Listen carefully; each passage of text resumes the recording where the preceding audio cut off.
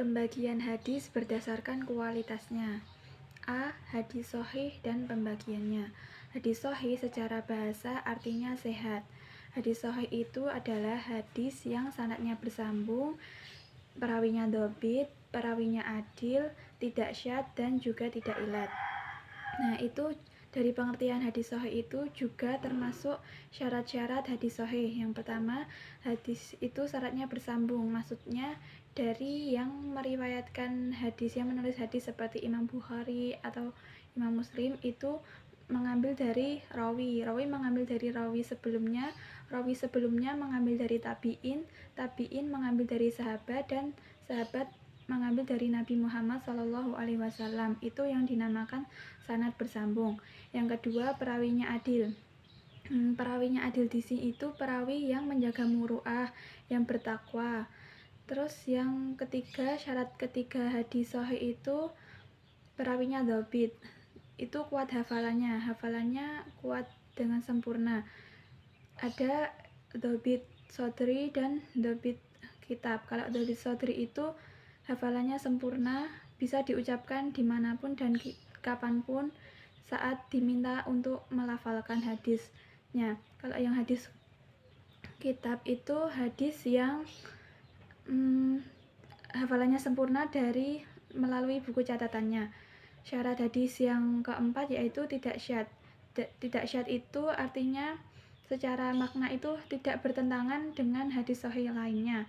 Dan syarat hadis yang terakhir yaitu tidak ilat.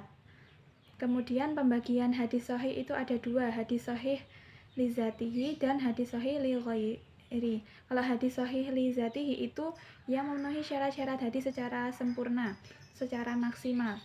Kemudian yang hadis sahih li ghairi itu yang awal mulanya itu hadis hasan, kemudian naik derajatnya ke hadis sahih karena ada periwayatan atau jalur lainnya.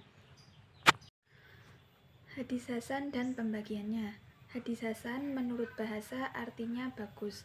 Kalau menurut istilah, hadis hasan ialah hadis yang sanadnya bersambung, perawinya adil, perawinya kurang dhobit, dan tidak syadz dan juga tidak ilat. Dari pengertian hadis hasan itu terurai syarat-syarat hadis hasan. Yang pertama, sanadnya bersambung. Yang kedua, perawinya adil, dan yang ketiga perawinya dhobit. Tetapi yang membedakan dari hadis sahih dan hadis hasan itu, kalau hadis sahih perawinya benar-benar kuat hafalannya sempurna, tetapi kalau yang hadis hasan itu perawinya hafalannya kurang kuat atau lebih rendah dari hadis sahih. Kemudian tidak syadz dan juga tidak ilat. Pembagian hadis hasan itu ada dua. Yang pertama, hadis hasan li dzatihi dan hadis hasan li ghairi. Hadis hasan li dzatihi itu yang sudah terpenuhi syarat-syarat secara maksimal, hadis hasan.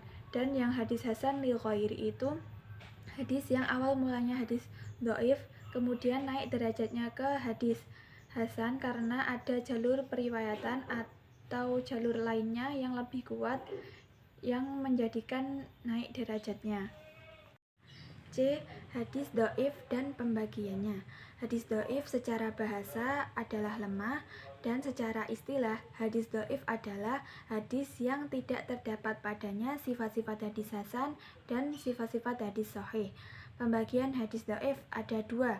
Yang pertama, terputusnya sanad, dan yang kedua, kecacatan pada rawi.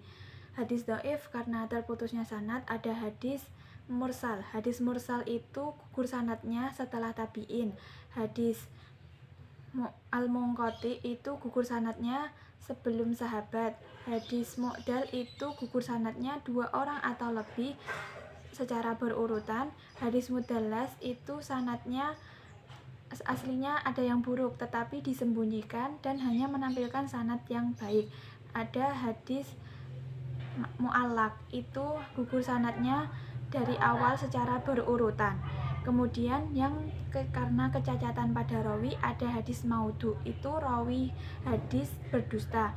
Kemudian ada hadis matruk, itu rawi hadis tertuduh dusta. Kemudian ada hadis mu'allal, itu rawi hadis terkecoh atau waham, ada hadis munkar itu rawi hadis lupa, kemudian ada yang hadis syadz, mudraj, maklub, mutorib, dan musohaf itu karena rawinya menyelisihi rawi sikoh.